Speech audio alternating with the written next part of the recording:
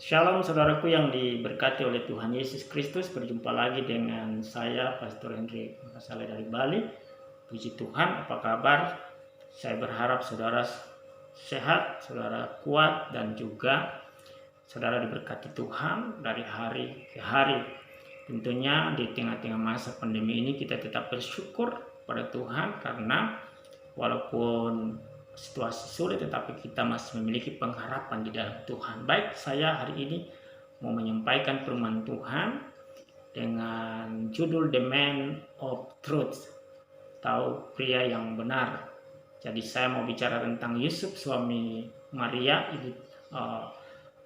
tentunya Maria ibu Tuhan Yesus.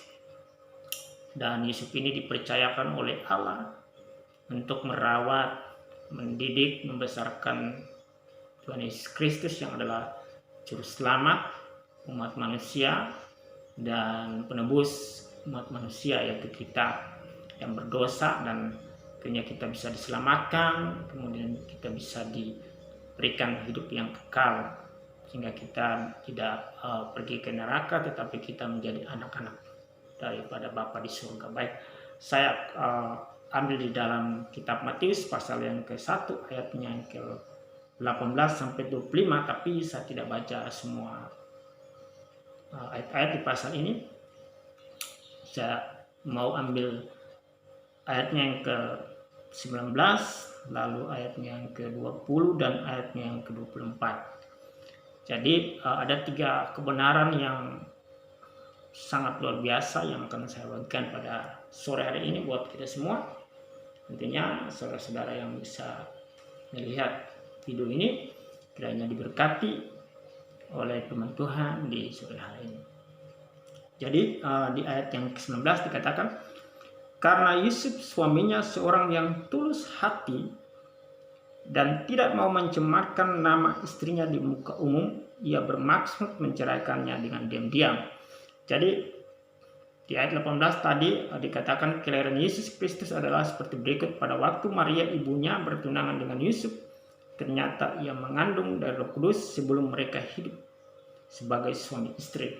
Ya, jadi sebenarnya ini pembahasan yang sangat panjang, tetapi kalau saya buat video ini mungkin panjang terlalu dan mungkin saudara bisa bosan untuk kalau dalam pembahasan yang panjang tersebut. Jadi saya mau fokuskan kepada 3 kebenaran. Di ayat 19 dikatakan karena Yusuf suaminya seorang yang tulus hati. Jadi kata tulus hati ini saya mencoba mencari di dalam Alkitab Sabda dan menggali tentang bahasa aslinya, itu bahasa Yunani. Jadi kata tulus hati ini, kalau lembaga Alkitab Indonesia khususnya terjemahan baru mengatakan tulus hati, tapi kalau di sana bahasa aslinya dikatakan kata tulus hati ini artinya itu dicatat dikaios. Nah, dikaios ini artinya orang benar, yang benar, kebenaran. Juga dikatakan orang-orang benar, lalu orang yang tanpa salah atau tidak bersalah, orang adil, orang jujur. Jadi bahasa Yunani kata tulus hati ini ternyata dari kata dikaios ini sangat banyak maknanya. Jadi hal yang pertama yang mau saya bagikan ialah Yusuf adalah orang benar. Nah, pertanyaannya, apakah yang membuat Yusuf menjadi orang benar? Apakah karena dia adalah orang yang berdosa? Ya, Alkitab berkata di dalam Roma 3 ayat 23, semua orang manusia telah kehilangan kemuliaan di hadapan Allah. Semua orang manusia berdosa. Apakah perbuatan Yusuf membuat dia menjadi orang benar? Ataukah amal baiknya, ataukah ketaatannya dia, ataupun apapun yang dia lakukan? Ya, bicara tentang konteks perbuatan, apakah itu yang membuat dia layak dan diperhitungkan menjadi orang benar? Tentunya tidak, saudaraku. Yusuf menjadi orang benar di dalam pandangan Allah, dalam matanya Tuhan, karena imannya. Jadi sekali lagi, bukan karena perbuatannya, bukan karena amal baiknya, bukan karena juga ketaatan dia, tetapi oleh karena imannya kepada Allah sehingga dia dikatakan orang benar. Jadi Yusuf dibenarkan karena iman, diperhitungkan oleh Tuhan dan menjadi layak di hadapan Tuhan di dalam pandangannya Allah oleh karena imannya dia kepada Tuhan, oleh karena dia percaya kepada Allah Israel. Jadi Yusuf layak dan pantas teruji untuk dipercayakan satu tanggung jawab yang besar untuk merawat, mendidik, membesarkan seorang juru selamat yang menyelamatkan bangsa Israel, dan bukan hanya bangsa Israel tetapi juga seluruh umat manusia yang ada di dunia ini, dan juga saudara dengan saya.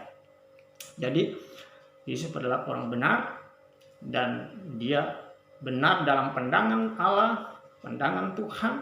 Oleh karena imannya, oleh karena dia percaya kepada Allah Israel, maka dia mendapat rahmat yang besar untuk dia bisa membesarkan, merawat, dan mendidik Tuhan Yesus Kristus yang pada akhirnya menjadi seorang juru selamat, menjadi seorang penebus, yang mana seperti dicatat di dalam firman Tuhan ini, ayat 23, di sana dikatakan, sesungguhnya anak darah itu akan mengandung dan melahirkan seorang anak laki-laki, dan mereka akan menamakan dia Immanuel, yang berarti Allah menyertai kita.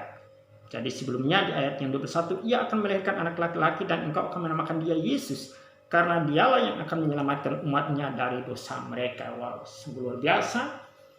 Seorang yang biasa tetapi oleh karena imannya dia dipercayakan oleh Allah untuk bisa mendapat tanggung jawab yang besar, mendapat rahmat yang besar, mendapat anugerah yang besar, untuk bisa menjadi seorang ayah, menjadi seorang bapa yang bisa merawat, membesarkan, mendidik Tuhan Yesus Kristus yang adalah seorang penebus dosa daripada seluruh umat manusia di muka bumi. Itu yang pertama. Lalu yang kedua, di sini saya mau ambil di dalam ayatnya yang ke-20. Di sini dikatakan, tetapi ketika ia mempertimbangkan maksud itu, malaikat Tuhan nampak kepadanya dalam mimpi dan berkata, Yusuf anak Daud, janganlah engkau takut mengambil Maria sebagai istrimu, sebab anak yang di dalam kandungannya adalah dari Roh Kudus. Ya, poin yang kedua yang mau saya sampaikan, mau saya bagikan ialah tadi poin pertama, Yusuf adalah orang benar. Poin kedua, Yusuf adalah seorang yang memikirkan orang lain. Ya, kita harus garis bawahi kata di ayat 20 ini, kata mempertimbangkan. Ya, saya juga sedikit menggali Alkitab bahasa Yunani. Di sini kata mempertimbangkan itu dari kata entumeomai. Jadi artinya itu memikirkan, mempertimbangkan, ya, dengan matang-matang, memikirkan, dia berpikir, dia mempertimbangkan terus menerus. Jadi dari kata entumeomai. Jadi katanya sangat banyak juga ya maknanya. Jadi Yusuf tidak langsung ketika dia mendengar bahwa Maria sudah mengandung, ya, sebelum menjadi seorang suami dan istri, dia kemudian langsung kecewa, dan akhirnya dia kemudian mengambil satu keputusan yang fatal. Itu tidak dilakukan, tetapi Yusuf memikirkan, dia mempertimbangkan, dia berpikir terus-menerus. Di dalam pertimbangannya itu, apakah keputusan yang harus dia ambil. Nah, kita baca di ayat yang ke-19 tadi dikatakan, karena Yusuf suaminya seorang yang tulus hati dan tidak mau mencemarkan nama istrinya di muka umum, ia bermaksud menceraikannya dengan diam. Jadi dia mempertimbangkan, dia memikirkan terus-menerus, dia tidak mau mempertontonkan apa yang dialami oleh Maria itu di muka umum. Dia juga tidak mau membuka aibnya Maria, dia juga tidak mau untuk menggosip, dan dia juga tidak mau untuk berbicara dengan orang lain atau membuka secara mengeksplor semua itu. dan mengatakan, wow, ini Maria dia sudah hamil di luar nikah, dia sudah mengandung di luar nikah tanpa ada hubungan dengan saya sebagai seorang suami atau sebagai seorang tunangan. Dia sebelum dalam pernikahan yang kudus kemudian dia sudah hamil. Tidak seperti itu. Tapi di sini katakan dia memikirkan. Jadi kita melihat Yusuf ini seorang yang rendah hati, seorang juga yang humble. Kenapa dia mempertimbangkan? Kenapa dia memikirkan? Karena Yusuf adalah orang benar.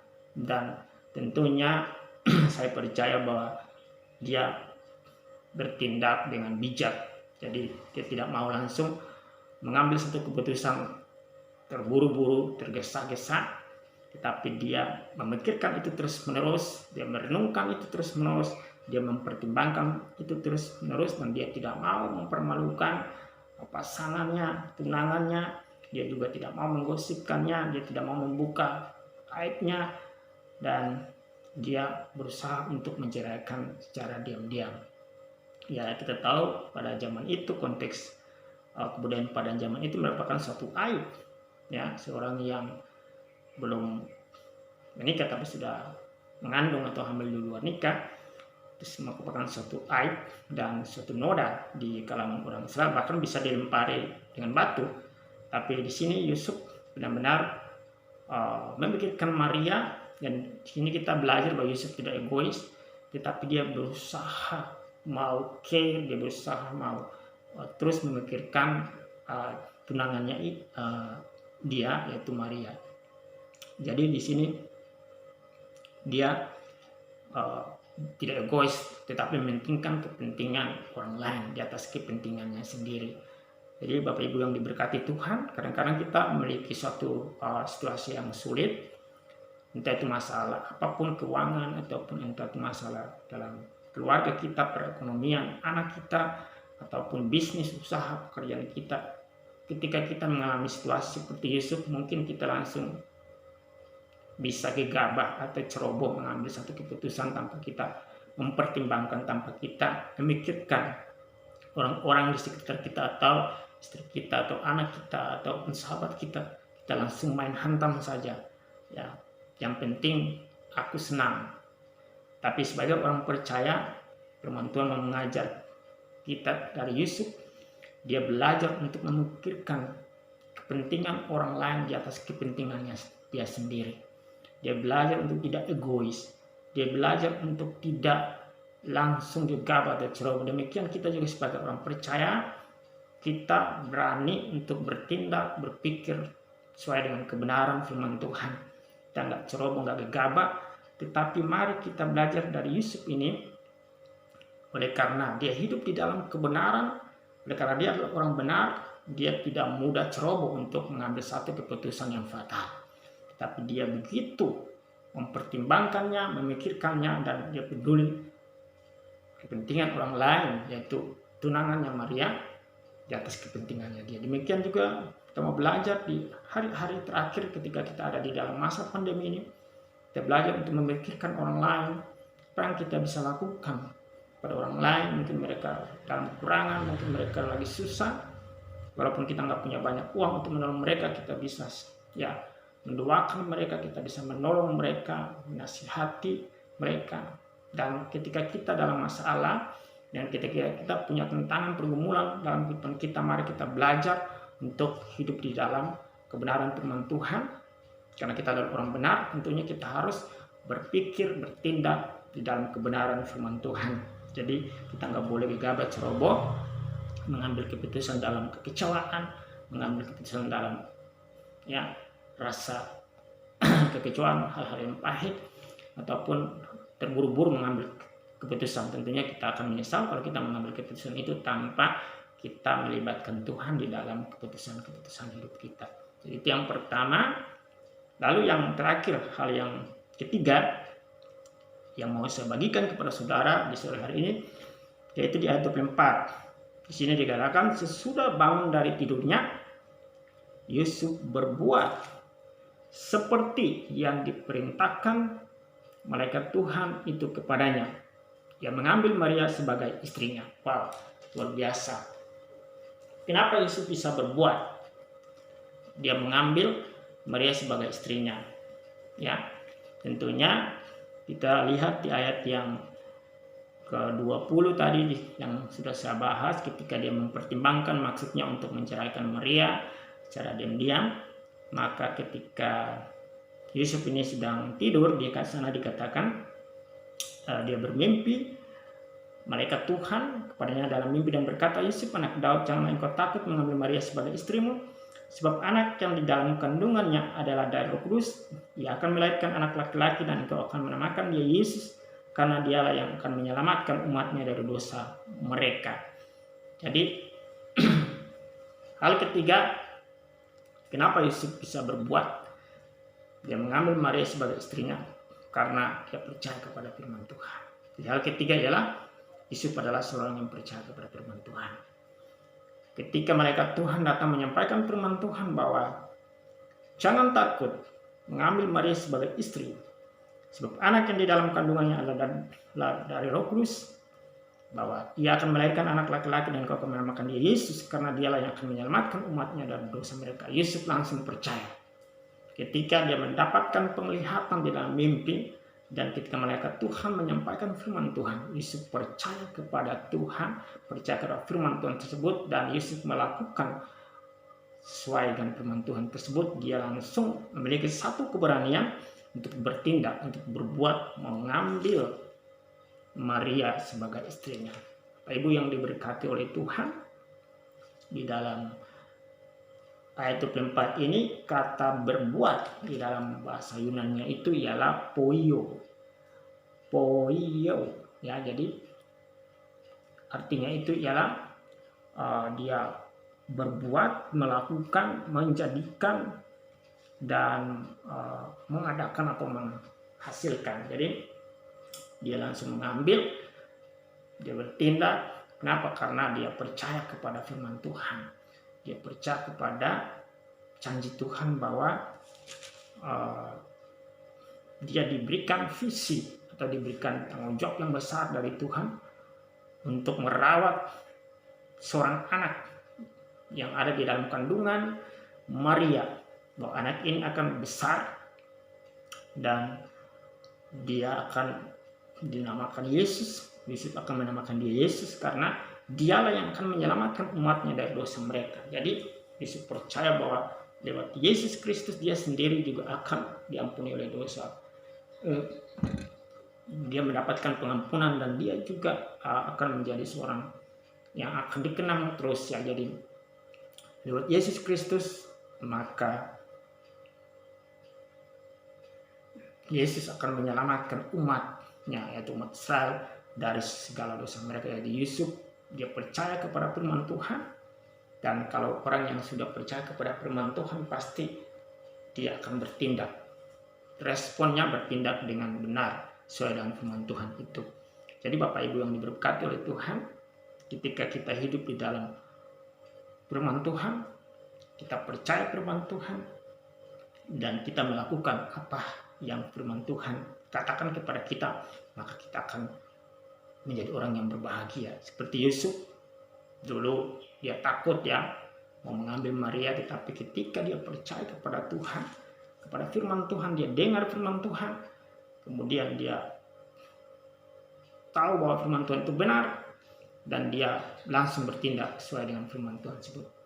Dikatakan seperti yang diperintahkan malaikat Tuhan itu kepadanya, ia mengambil Maria sebagai istrinya.